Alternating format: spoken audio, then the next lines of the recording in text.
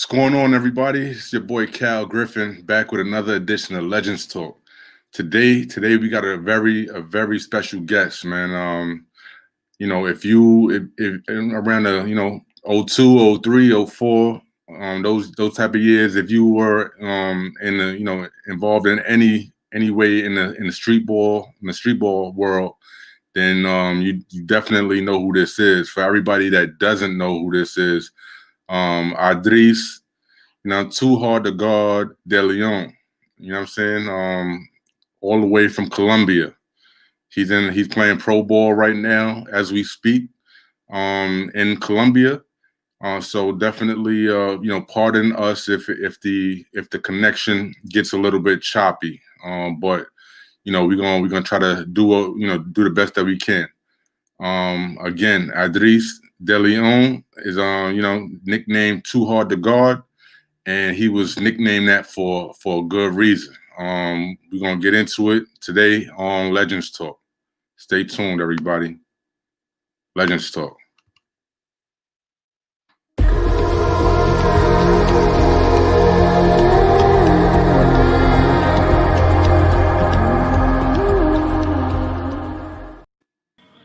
Yo, what's good, my guy? How you, man? Oh, what's good, Kyle? Chilling. It's a pleasure, man. Thank you so much for taking the time out of your schedule, man. I know you out in Colombia right now. You know what I'm saying, putting in that work, and you know what I'm saying, taking the time out of your schedule to come chop it up with me, man. I appreciate you. That's all good, bro. It's all good. I know I had a couple memories with people. I haven't played in a while, but just talking about it, the whole situation, how everything started, it's kind of cool. So Right. Nah, absolutely, man. Before we really get into it, though, man, I definitely gotta take a moment and shout out our sponsor, Soul Pack. Soul Pack is a bag company for the basketball hooper out there. I suggest everybody, if you have a moment, definitely go check out Soul Pack. They got some real fire bags. Ready and ready to go. So visit them at thesoulpack.com and definitely follow their social media platform at Soulpack on Instagram. But with no further ado, man, let me cut to this quick commercial, and we're gonna get right back into it with Adris, Too Hard to Guard, DeLeon. You already know. This is a Brooklyn Bound.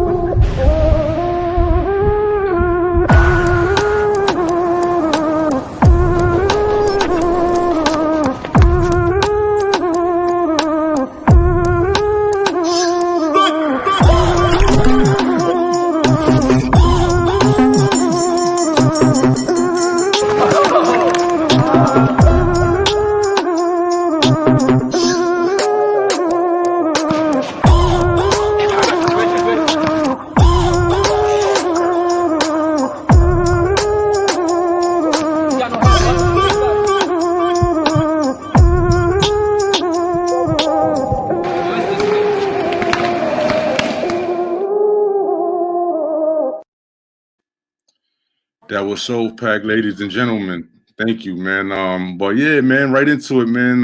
Adris, man, again, it's a pleasure to have you. Just chilling, chopping it up with me. And man, you a legend out here, man. You know what I'm saying? You put in a lot of work out here, man, in these streets and in these across these international borders and these waters. And you know what I'm saying? It's a pleasure to have you, man.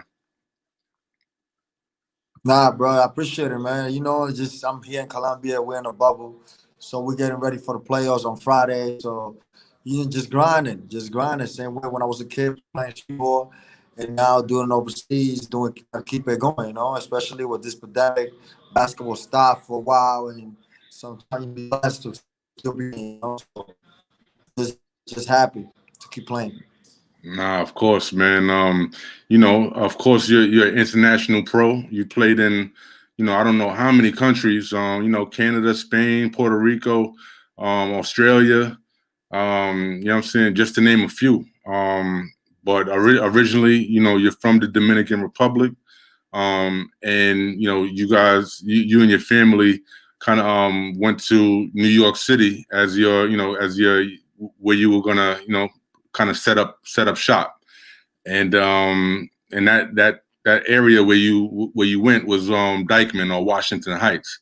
Can you tell me a little bit about like what that word, or just not even the basketball wise, but that word Dykeman, man, or what that really means to you personally? I mean, like to tell the truth though, I grew up in Washington Heights, and then that was like kind of down the block. And like at one point in your life, all you was looking for as a kid was, yo, I want to play indictment. So when they have all these legends like Future, Bond Collector, Enigma, Slasher, Flores, all them guys, we used to climb trees to watch this guys play, and the park used to be packed. So just as a kid, as a fan, we used to like, oh, one day we're gonna try to play there, and just been being kids. And sometimes when players used to throw the shores out after they lost a playoff, we used to run and try to pick them up and try to take them back to the block. But it means a lot because I got everything. Like most of the things that I've been playing basketball is like it's because of a street ball, and I everywhere I go and play internationally, I try to bring that name, or even though just bring my background with me. Like I never try to like erase that from me. Like everywhere I go, if I can see it, I go. I look into a fence, and I see somebody with a shirt toward the guard, or always put me to the side. Oh, you play like man, stuff like that. So I embraced that. So Right, right. Nah, that's what's up, man. That you were able to take that and carry it on with you within your career. But let's rewind all the way back to the beginning, right? Well, not all the way back, but the nickname, man, Too Hard to Guard. When I hear it, I automatically think Dykeman. Automatically think, you knowing that court like the back of your hand. Can you tell me a little bit about how you got that nickname and who gave it to you? it's funny though, cause I used to be before giving me that name, I still was playing limited. I was having good numbers and playing against top level basketball player limited. So I played with Kenny, Ken Stevens. I played with him when I was a kid, 16, and we used to play in all these tournaments. And they used to call me Flaco. Flaco means skinny in Spanish, and they stayed with me. And then I started getting good, and I remember going to college. I went to college and I worked out and I came back kind of big and strong, and my game really evolved. And I played that summer and I was averaging like 40 points like everywhere. Everywhere I used to get 50, 40, 45. Like, so I used to play hoops with Sun, go to Westford, go to Pro City. And I used to just playing all these tournaments, right? And then when I got indictment, I remember coming that year, coming back the next year, my year, I just walked to the park and I hear like, yeah, Friday night we're gonna see Too Hard to Go play. I'm looking, yo, who's this guy? Like I'm looking around, like, yo, who's that guy? That's a new guy. I didn't even know if it was me. So Ken Stevens said, yo, I'm looking forward to that, and he haven't even told me anything. So we played Kenny Satterfield, Ali Mo, rest in peace. We played Rest Rough in Riders peace. that game, and yeah, and me, I started and jump shot crossover. And I remember Kenny Satterfield, I started talking shit, started talking trash. So Right, Kenny right. Sad at that time, it's Kenny Sad. So he's, oh, you talking shit? I keep going, and he was like, I'm going. And that's the Too Hard to God came along. Then he was the one that gave me that name. So Oh man, that's news to me, man. I didn't know that. So that's this story is like, what I'm saying, exciting for me as a fan of the game, because I started out on that street ball. What I'm saying, I was pretty much following y'all everywhere y'all played. So what I'm saying, just enjoying the game, and and you were one of those guys that was kind of unstoppable out there. So this is like kind of like, yo, this is what's up for me in terms of my first opportunity to actually meet you and chop it up with you. But in terms of like the Dykeman, you mentioned, shout out to my guy Kenny Stevens, shout out to the whole Dykeman family. how did that first get introduced to you? Was it through Kenny, or was it through somebody else that kind of brought you to the park? But what was that first like introduction? And when you were finally there, how did it feel? Like, did it feel like you were playing in the league, or how did that feel, just playing under the lights after being a kid watching on the sidelines for so long, and now you're on that big stage? Can you tell me the feelings you had? Yeah, because like Washington Heights and Diamond got a little rivalry like about basketball. Like they got their own ball players. Dykeman, I'm from the Heights. We got the Lou Flores, Ricky Greer, and all them guys. But at the end of the day, they wanted to play in Dykeman. But Kenny Young, so we developed this team. The like my neighborhood, and because it was built in Washington Heights. The guys that built Dominican Power and the players, I grew up with them as a kid playing with them in the park. And so I was part of the Dominican Power. Like, really, the team that I was supposed to play was the Power, but Right. because always to say, "Oh, he need one more year, one more year." Ken Stevens was like, "Oh, he don't need no more years. I'm taking him." So Right. we start playing juniors, seniors, and I remember this game. This coach, Kev Jackson. I don't know if you remember Kev Jackson, Kevin Jackson. He from Brooklyn, Yeah. Queens, I think, All right. and he used to coach a Globe, and he was like they was missing one player, and everybody was like, "You put Flacco in," you know. And I remember it was like they put me on limited, and I play on limited with Kenny Satterfield. That's funny. I play with Kenny Sat and Hoops in the Sun, and then from then on, I play against Dominican Power in the playoffs, and my name started building. But it felt great. I was just I won every moment. I never thought about like, oh, I'm playing tomorrow or limited. It just happened, and because I was apart so long, I used to just sit down and wait, and they just picked me up. If I would have been in the park that day, I would have been playing unlimited. So it was like a good opportunity for me. So No, of course, man. Any opportunity to showcase your talent, what I'm saying, is definitely a good opportunity. And you took that opportunity and made the most of it. Now, with respect to like school, right? It's well known that you really never took the game seriously until maybe like your senior year at Brandeis. You went to Brandeis, and around your senior year is when you really started taking the basketball seriously.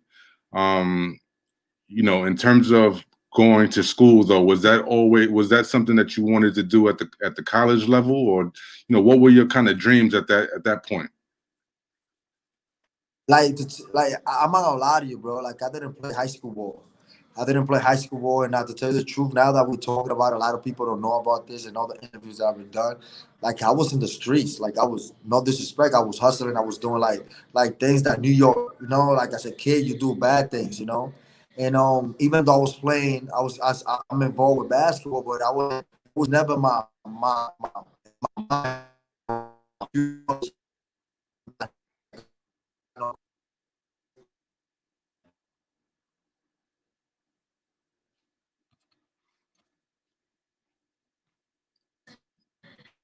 Yeah, you broke up kind of crazy right there. You just said the last thing I heard was that you were hustling out there, and you know ladies and gentlemen, Adris is actually in Colombia right now. So pardon the connection right now is a little shaky, but we're gonna try to get through it, the best as possible. But you can hear me? I couldn't hear you at all, bro. Like for like Um, yeah. It went to it was breaking up. But the last thing I heard was that you were hustling. You were doing stuff that you wasn't really supposed to be doing, and mhm. and that's where it kind of started breaking up. So you could pick up from there. Yeah, like I was like, my friends, you from Washington High, you 16 years old, 17 years old, so judo things. So I'm never focused on going to finish college. I don't even finish high school. And I just playing because I love the game as a kid. And I just to tell the truth, the street ball was the one that really got me a school. Like I play AAU basketball with Student Athlete Broncos. I don't know if you heard of them in Queens. And I remember rest in peace, Dr. Sully. I used to like go to Maryland, and that's what I really took basketball serious because Doc used to tell me like, yo, you see all these kids, you better than all these kids, and but they going to school. That's why they got a chance to go to college and do things. So I was like, yo, I'm cool. That's why I got the Cuban link out. Like I used to go to trips with my Cuban link and all of that. And they used to look at me like, come on, Flacco, like you need to get it together. And it's funny because I got my first scholarship to go JUCO because I took a GD playing street ball. A lot of Mm, people know that. Like I was playing street ball. Coach saw me. Malcolm gave me the opportunity to go to California, and then the stories, is now I'm playing. So right. Now, so all right. So you took the GED, so that you can you can have that high school diploma, right? mhm. And Yeah, now you were eligible to play JUCO, and yeah, you went out to California. What school was that? It was like what was the name of that school? I can't even pronounce it. yeah. It's college on the Siskiyou. So I Yeah, played. yeah. It's funny because I got in trouble, and the judge didn't want to let me go out of state. Mm, So I had to fill out some papers and have my coach kind of sign a paper every month saying that I'm doing good or whatever. And that's why I escalated because I saw myself in a situation that I was like, you know what, this ain't me. And that's why then the opportunity came in to go play college basketball.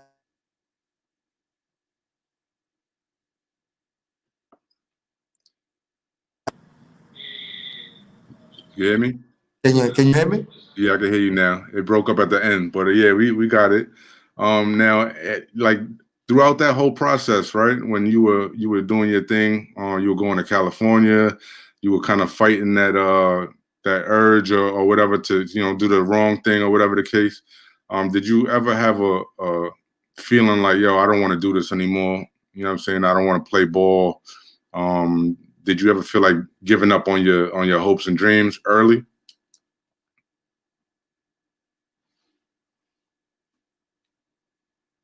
You can hear me?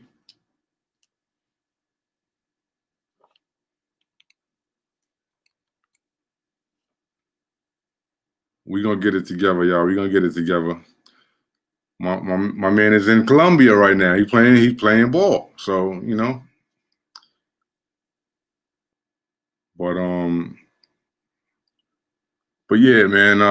That was the connection. Please pardon the connection. We're gonna try to get Adris back.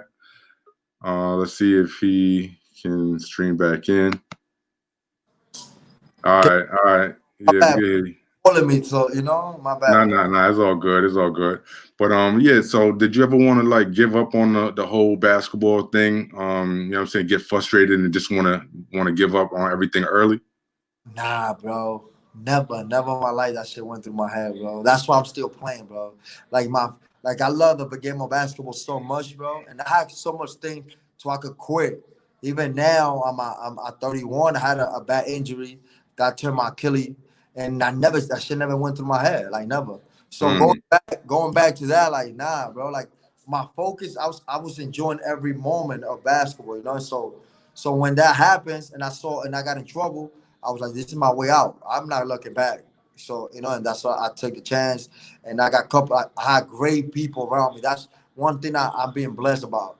Like from AAU, from Kenny Steven, Malcolm, Kevin Jackson, a lot of Jan Camilo that took me to my AAU team. Like I had a great people around me that really wanted to help me. So right, right. Nah, of course. You need that good support system, you know what I'm saying?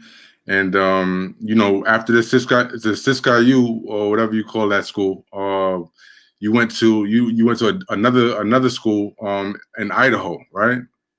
yeah, that's when things really got big because we was the number one team in the country. So they grabbed all the top players. And he came to see me in New York. So after Siskiyou, my coach left, so I didn't have no schools. So I didn't want to stay there. So I came to New York, and I was like looking for school. So the coach came to New York City, watched me in Kingdom. I wowed out. I had like 25 at halftime, and I had to leave. And then I went to Dykeman and played, and I had like 45. And coaches see a lot of people that could score, but I Right. really got scholarship because I took a charge in concrete to win the game. Like it was funny. Like he always bring that up. Like I took you Flacco because he called me Flacco. I took it because you took that charge and you play hard. It's not even about the scoring because I could go to DC, I could go to Chicago and find people that could score. You took that charge and that's why we took on the team. And I think you could have been our lead, one of our leaders in our team. And I went to CSI and lost in the national championship and Hutch. And yeah, bro, it was a great time I had out there in Idaho. Wow, wow. I didn't, I didn't expect you to say that, man. With Idaho being Idaho, you know what I'm saying? Like what's out there? Like, but I'm glad that you definitely had a good experience out there, man. And you know what I'm saying, you were playing ball, so you were doing what you love. So it didn't, you know what I'm saying, it didn't feel like something that you were tired of or anything like that. So after that, man, after that Idaho run, yeah, how'd you get over to Eastern Washington University, man? Like, were they at you heavy at the games? Yeah, you know what? Like I played like in my team and CSI, we had every top coach in practice because we were so good. And my players, a lot of them went to Kentucky, Oklahoma, USC, like all the top schools. So I was gonna sign with VTech. First, no, first I was gonna sign with Long Beach State, Mm, and because of my grade, it wasn't like I wasn't doing good because of my grade was kind of low. So I had to take a test in Spanish to give me like amount of credits so I could just be eligible to play Division One. So Pepperdine came involved, and then Virginia Tech came involved. But mm, I couldn't pass my classes and the amount of credits to go to the schools. It's not even about your talent; it's about if you eligible to play. So Eastern Washington stepped in, and my coach was selling me to Eastern Washington. Like, you trust me, you need this guy. Trust me, you need this guy, and you're not gonna regret it. Whoever pick him, they're gonna be a great opportunity. And then coach came to see me, and as soon as the coach saw me, was like, oh, I got him. So now I'm fighting because I'm trying to go to Virginia Tech. right. So it's been a lot. It was a lot of things going on. Me and my coach got into it because I sent you to Eastern Washington. Now you want to go to another school, and Ronnie Stuckey got involved. So Ronnie Stuckey texted me because he used to go to Eastern Washington. So Ronnie Stuckey Right. texted me, like, yo, you need to come in, me and you in the backcourt. I'm supposed to be into the draft this year, but if things don't go well, I'm kind of staying, and so you can help me bring the ball up, whatever. And that's why I signed. I signed because Ronnie Stuckey. So. yeah, Wow. Nah, yeah. that's tough. That's a tough story, man. This is stuff I never even knew about. So this A is lot of people don't know about stuff like that, because it stayed inside. So right, right. Yo, Adris, man. Before the connection gets messed up or whatever the case, man, I gotta ask you one thing, man. You know what I'm saying? And this is the Brandon Jennings street ball matchup, right? So you guys first, I caught the matchup late. I caught it at Dykeman when you guys played at Dykeman, and but the matchup actually happened. It started before that, right? Can you like walk me through like how you guys kind of got? I don't know if you guys are friendly. I don't know if you guys you know what I'm saying, nah, it's beef. we good. What's funny though? We good now because he turned his Achilles, and when it happens, me and him spoke. And he tried to tell me like what to do, like yo, eat right, whatever. That's after everything happened, and his best friend went to school with me at Siskiyous. Mm, That's what's funny. I didn't know into that all that stuff happened. But going back to the first match with him, the thing is like I was ringing bells in New York City so much that, and I was in 55th, that I'm not gonna lie to you, bro. I'm Spanish, and because I was Spanish, a lot when I used to go to Harlem to maintain that name or kingdom or whatever, too hard to guard. Like, why did I have to call him too hard to guard? He had to be something like special. So everywhere I play, I had to like hold it down because if not, they're gonna try to play me or something. So it's funny. I'm playing at 55th, and whatever I'm playing with Tom Rosa, and they bring in a squad. So when I see the Coach D goes like, "Oh, we got somebody for you." I'm like, "Word?" I'm like, "Cool," but I'm cool. So my first game is going against Bunk Collector. So they brought Bunk Collector for LA. Haven't been in New York for a long time. So I go out with Bunk Collector. I won that battle, whatever we won. The next week, they goes like, "Oh, we got somebody for you," and they got T2. So the team that they had T2. They had Happy Feet. They had Kenny Satterfield. They had Brandon Jennings. They had a squad, bro. And I only had me, my brother, Africa, and like Tony Rosa squad. Right, right. I'm like, wow, they really trying to do me like that. So Brandon Jennings got there at halftime. I was wilding though. I was like, I finished with like 38, 30, 35 points. But he came at halftime. So the matches went back and forth, back and forth. The thing I was getting mad about T2 and Kenny Shat, that there was double teaming me. So every time I'm going trying to come at him, there was double teaming me. So I was like, "Yo, Kenny Shat, what are you doing?" I was like, "Nah, bro, we trying to win this game. What are you talking about?" I'm like, "Damn, I'm cool, whatever." But he came down and me and him go back and forth. So he ripped me. He came down and stole the ball from me and dunked it and start talking shit, whatever. And then I had I think we scored whatever, and he came down, had the ball, and made the three to win the game. So he only finished with like what 13 scoring, whatever. But he didn't impact the game a lot because they won the game, could hit the shot, whatever. Right. So I want his name, whatever, whatever. And then he went on Twitter and kept going and talking trash for the whole year. Mm. And that's what I'm coming down to Dykeman. And that's the worst shit he ever did. He came to a graveyard for real, bro. How he was coming to Dykeman, like I stayed until 3 in the morning working out in the park. And I wasn't playing around, bro. Like I don't remember that game. We missing 2 shots. I don't remember me missing 2 shots that game, Like I know every angle of that part. And I used to bag and all of that. And it's funny because everybody on my team was on fire, like Anton Glover, Mike Glover, Africa. Like we smacked them by 40. So Antifreeze. I had a squad. yeah, we had a little squad for them. We had a little squad. They had the Rose, and they had a nice squad too. They had the Rose, and they had a Oh nice yeah, little yeah. yeah. So Now shout out to everybody that you just named, man. Including Tony Rosa. You know, the whole that whole era, man, was just something epic, man. And I'm hoping that we get something back that feels like at least halfway what you guys are doing. But yeah, salute to you guys, man, because you guys definitely were putting on the show. And that matchup with Brandon Jennings, that was crazy. I was actually there for the Dykeman game, and I could remember the hype and the people whispering around the park. Yo, that's Brandon Jennings. Yo, he gonna do this. He gonna do that. And he tried to hit the ball off your head, right? yeah. That's the thing. What got me mad about that was like what got me going was because he hit his first shot. Like he came down, and if you was there, he scored his first 3-pointer. So I was like, "Oh shit, I cannot let this nigga come out here and wild out. I'm in my party. Are we gonna fight or something's gonna happen?" So that's what got me like engaged and whatever. So and Glover and other guys were so focused because it's like kind of LA against East Coast, West Coast type of thing. It was kind of that vibe too. So it was like, "Yo, we need to rock out." And then the only thing he did, he put it in my head. I was about to wild out. My niggas was looking at me. Like, nah. But they try to put it like he killed me with that, like ESPN, everybody, like, It's so good. Like people like you that was there, and young kids that was there, like they know what it is. I ain't tripping. Hey man, that's why people like me is so important, man, to tell these stories that mainstream media, they just gonna go with the ball off the head and things like that. But if they were really there, they know what really happened. That's what it is, yeah.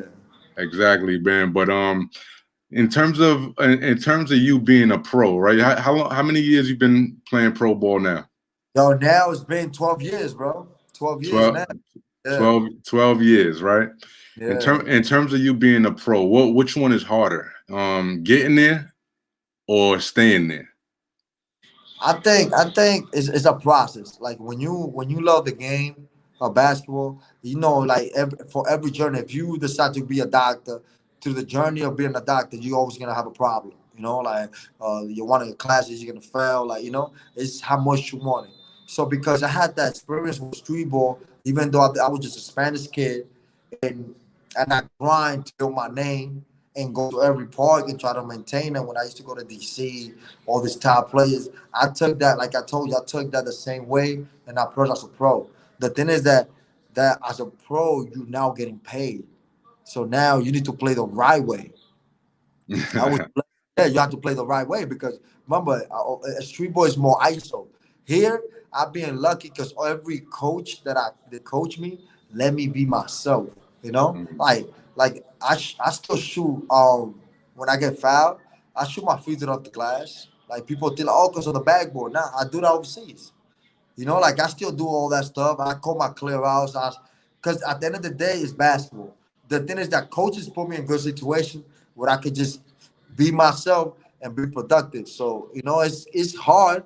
It's hard being a pro because you have to maintain. You have to have an image, how to do the right things. And I learned how to be a pro. I learned that in Australia.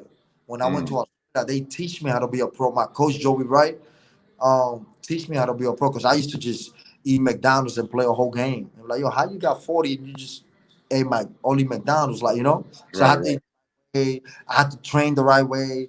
And I had great people around me that teach me how to do that, how to be a pro. So And actually, out in Australia, you 2013, you actually got the six man award out there in Australia, right? yeah, it's funny. I was even voting for MVP. I came off the bench and I was like second in score in the league. Oh wow, Me to do that and in my first year there too, like I did pretty well. Like in Australia I did well my whole career there. Like I did really, really well. That's why I really stamped my name. Then I played a couple of years in Europe and in my country in DR. I played for the national team and now here in South America. So right, right. So, and you like we said earlier, man, you've been in so many different countries during your 12-year career. Like you said, South America, Australia, Canada, Spain, and so on. But what what location or country was the best stop for you in terms of playing ball, in terms of adjusting to the language difference and all types of stuff. But what country did you or what stop did you have the most fun at? Australia, bro. I'm even trying to move out there when I retire. Wow. That it is. Australia was the best because they stabbed me as a professional, and the league was real good. The league start getting popping now that people know about Australia because they got a couple of NBA players. Right, But right. the league was popping, the thing that wasn't known like that. Like a lot of players that for New York City legends, like I know D Mac. I don't know if you remember D Mac Yeah, from back. yeah. Yeah, D Mac, all them guys live in Australia. And they brought that flavor, that Harlem pass and New York swag. So, and then it died out. And then that's me and Gary Irvin, Homicide. We came in and brought it back, a little bit, that flavor. So Australia's my best stop for real. Like I love that place. So Nah, that's what's up, man. I need to go out there and see a koala bear and kangaroo and all that shit. yeah, That'll be my first stop, man, to go see a kangaroo. But yo, man, in terms of like you playing ball now, like what's different, man? Are you the still the veteran on the team, and like what's different from your younger days as opposed to now? Like what's different for you playing yeah. ball? Nothing have changed, bro. Now I'm the veteran, but I'm still that guy. I'm still like showing the ball. I'm still playing. I play better now because of my the years that I've been playing. I play the right way. I use a lot of pick and roll. I still got my speed. Thank God. Like after my Achilles injury, I developed. I took that year off to prepare my body with my trainer Rob Frias. Like that's the guy that really got me engaged with everything with yoga and all of that. And I developed a jump shot. I had a jump shot because when you're young, you only want to attack the rim. So I use more the pick and roll, but I still be the guy to determine the game. And And I'm glad it depends what league I'm in. If I'm in Europe, I'm as a playmaker, pass the ball, run the team. It depends what league you play in and what they pay you for. Because at the end of the day, it's about that, Right. why you to that team for. So, Right. Is there anything that you think that you would do differently? Like, yo, I would have, I would have um took a certain contract, or you know what I'm saying, like from your younger days, just looking back on your 12-year career, is there anything that you regret or would have done differently? I not regret, but I think I should have just go stay in Europe longer because my first job was in Europe. It was Canada, then Spain. So I should have stayed in Spain and take that process, But because the way I played, I didn't it didn't match the way I played, the way system that Europe used to play by then.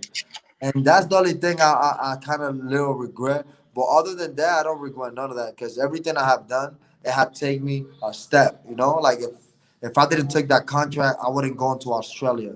Like so it kind of add up, and like I'm happy where I'm at now. So Now, of course, man. A lot of people. Somebody left a comment. How was it coming up under Skull Gang Twin and another brother teaching you the ropes?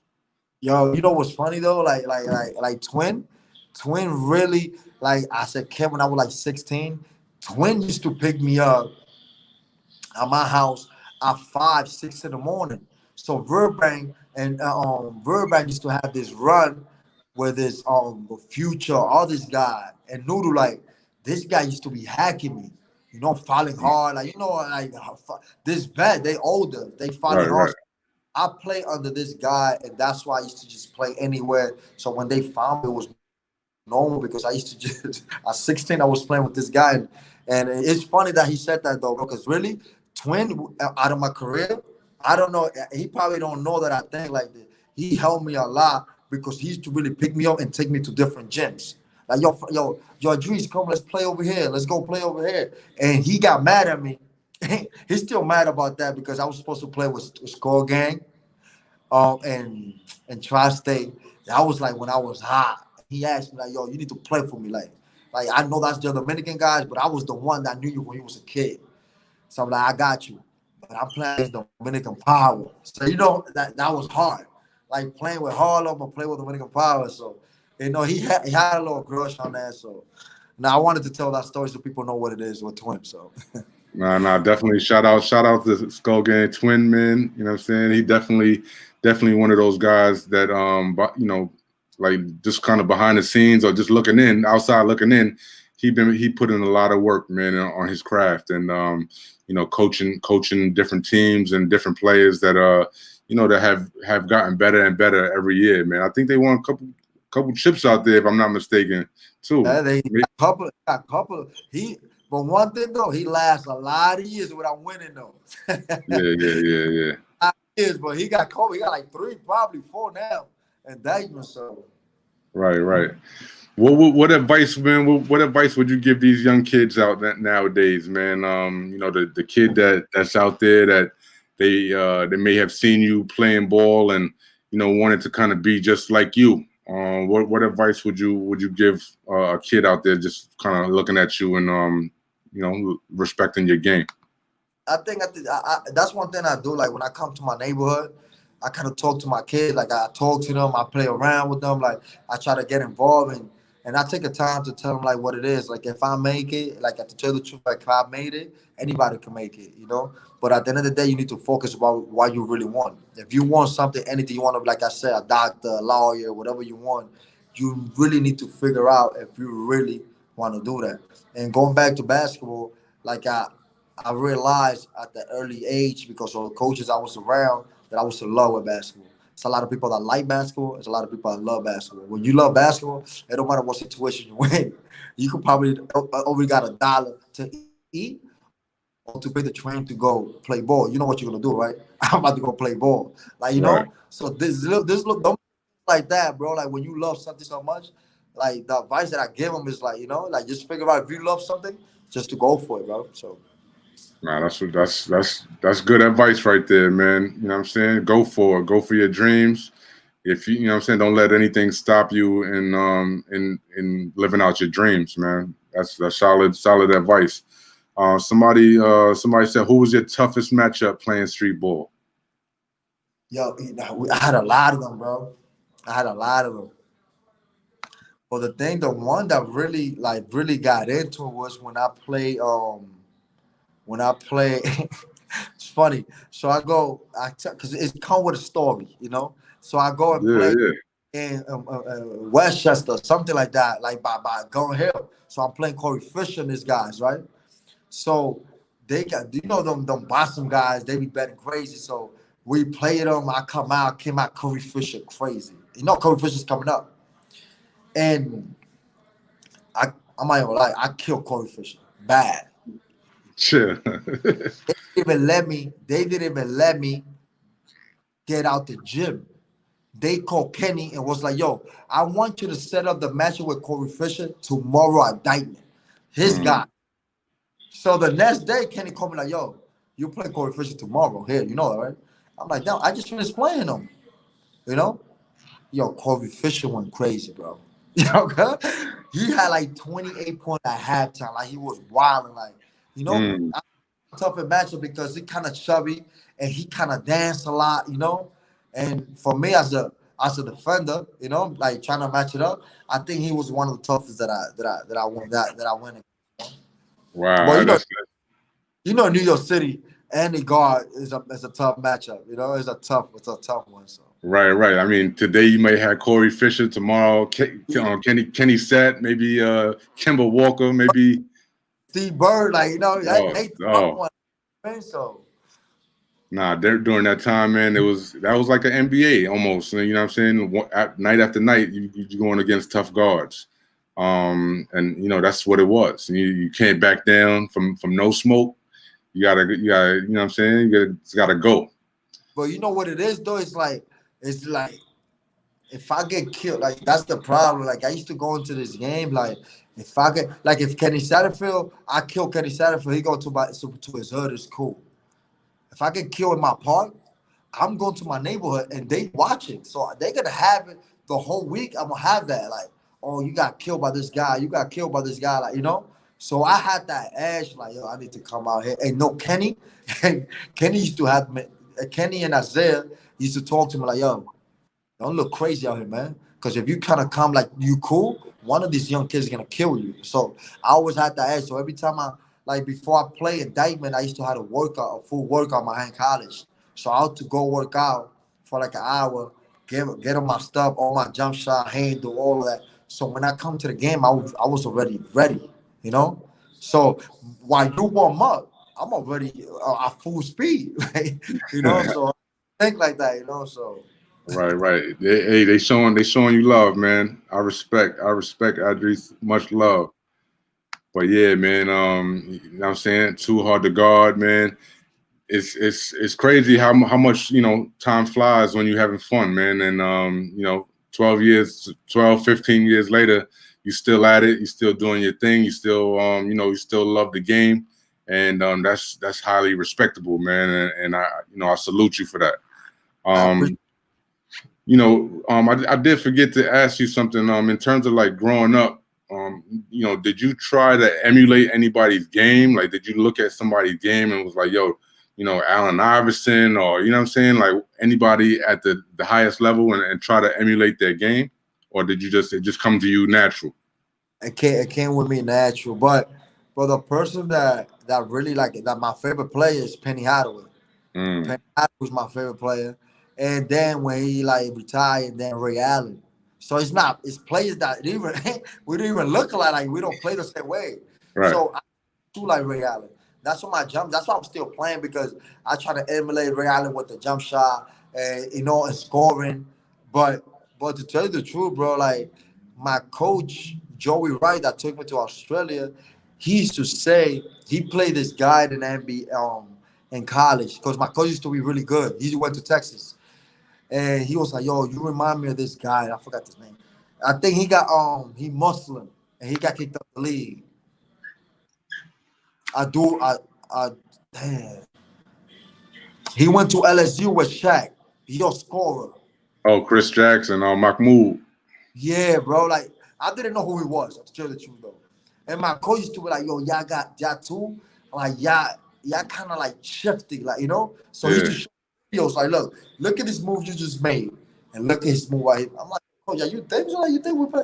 I'm like, "Yeah, y'all got that killer instinct. Like y'all jump high to shoot, y'all little handle. If the guy off bad, you shoot it, And I was like, "All right, cool, like But and I didn't even know the guy. Like, to tell you the truth though. I know Allen Iverson, I know Kobe, I know like all these other guys, but not him like that. So it's kind of like my coach used to always remind me, like, yo, you should look at his tape and try to like develop a couple of things for him. So like, I Did, watched. yeah, did you do that? Did you take that advice? Of course I did. Of course I did. The thing that I took for him is like taking shots off balance. He Mm, used to take a lot of shots of balance, like have you in the head, and while you think you're trying to recover, he stopped. Get a foul, like little things like that. In the pick and roll. So I stole a couple of things for him, right, even right. though he tell it for real. I saw him in Basketball City like a month ago, like working out, like doing the draft stuff like that. I was gonna stop him, but he was in that mode, like in that working out stuff. So I'm the type of guy. If I'm working out, I don't want nobody to bother me. Right. So I was like, yo, I live up alone. So. Man, like, if it had been me, I would have interrupted him. Excuse me. Nah, but yo, man. And in terms of being, you strike me as a player that is 100% fearless. Scared of nothing on the court. You know, you go up against whoever, not even knowing anything about your competition. They could be Allen Iverson, they could be, what I'm saying, but you don't even care. What I'm saying? You come in to play your game. And that's one thing that throughout the years I've always respected from your game. Um, just kind of piggybacking on that though, like, was there any time that you was like, nervous, or what I'm saying, when you're playing ball, like, or I don't want to say scared, because a baller like yourself probably never gets scared of anybody, but is it any time where you get nervous, or unsure of yourself based on the competition that you're playing? Like I never did, because I prepared myself, like I told you, like before every street ball game. I'm not talking professional. I'm like 18, 19, 20. I used to work out. So me working out before that game, I'm already ready. So mentally, I'm engaged. I'm going to this game. I'm about to do that. Still do as a pro. As a pro, I get a workout. I'm a shoot around in the morning, and then I get ready for the game. So I never had that. As soon as the tip off and the clock is running and the ref is ready, like I'm ready.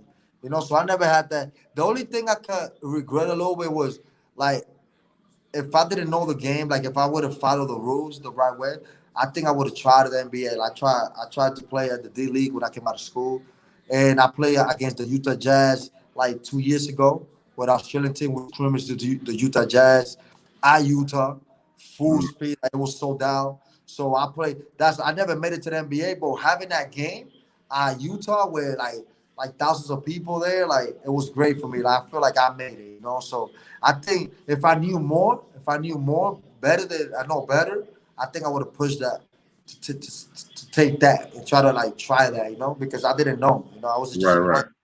learning on every aspect or every step of the way. So Right, right. I mean, you having that career out there. I mean, you had a late start, in terms of, the whole basketball and school and all of that stuff. And you did what you had to do. You know what I'm saying? And you've been a professional, getting paid for a game that you love to play, man. So, with that said, man, you did a lot more than a lot of people. And salute again for everything that you've been able to accomplish over the course of your career, man. Again, highly respectable, and definitely, I definitely respect everything that you've done. Do you have any kind of like parting shots that you like to give to the people? Tomorrow we have, I mean, not tomorrow, but Thursday, we sitting down with Coach Bingo. oh, So there you go. everybody, make sure you tune in to Legends Talk on Thursday at 9. We got Coach Bingo. Real quick, man. Tell me about Team Nike, man. Real quick, if you can. Oh man, Team Nike was crazy. Bingo didn't even want me in that team. That was funny. Like, and I didn't even want to play either because I was so loyal to the young ones. But when it happened, it was a great story. If you could tell Bingo about those stories we had in DC and France when we went overseas, Bingo got a lot of stories, bro. Like, I'm not gonna say, hey, I'm gonna let Bingo just handle that. Ask Bingo what happened with Adris in DC and France, and he will tell you it was rough. It was it was rough out there. Hey man, so shout out to you guys, man. You guys are part of the reason why New York City basketball was on the map, man. And and it's I'm only here to try to get these, to retell these stories, to let the kids know, who you are, man. Because what I'm saying, you a legend in your own right. You still going, you still doing your thing. You guys need to be your name needs to be carried on, and so I'm gonna help do that. But again, man, salute to everything you're doing out there, man. You're still doing your thing out there. You're in Colombia, South America right now. You got a game tomorrow, so salute to you on that, and good luck on the game tomorrow, man. What's you guys' record? You guys are doing good this year, or what? We in second now. We in second. So now, right now, a team is playing for the playoffs now. So we're trying to see who we playing because we already set it down. Like, I'm just gonna play one quarter tomorrow, try to get in the rhythm and sit down. Like, I'm not trying to play the whole game. Right. Hard on Friday because we have to play Friday, Saturday back to back. That's the way they do it here. So. Nah, definitely, man. Good luck to you out there, man. Do your thing out there, man. And we definitely cheering for you out here, back in New York. And yeah, man, Legends Talk, man. Too hard to guard. Adris DeLeon. I appreciate you, champ. I appreciate it, bro. Already know. Like, I need to shout out my boys, man. I had to. Go ahead, man. Do your thing. Do your thing. And my Uwe guys. Like, if I don't shout out the Uwe guys, it'll be a problem, bro. So you're ready to thanks for having me. And tomorrow I'm really gonna tune in to hear Bingo. What he gonna say though? Thursday, man. Thursday. Oh, Thursday. My bad. Thursday. Nah, Thursday we got Bingo, man. So yo, man, again, man, do your thing out there, man. We appreciate you for coming on Legends Talk, man. And we out of here. All right, baby. Take care. All right, bro. Be good.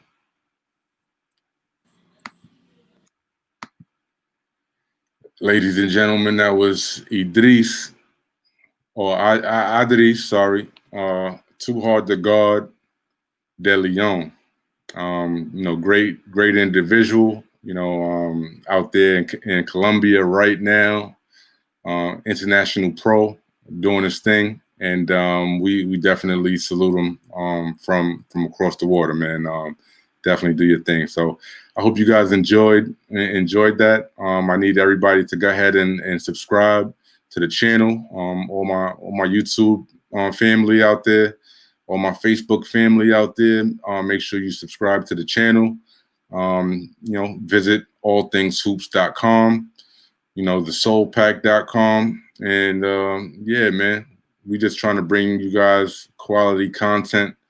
From players that you probably haven't seen in a little while, but knowing that they still out there is gratifying. So again, salute to everybody on the check-in. Salute to everybody who's gonna watch this, after the fact. But yeah, Legends Talk, y'all.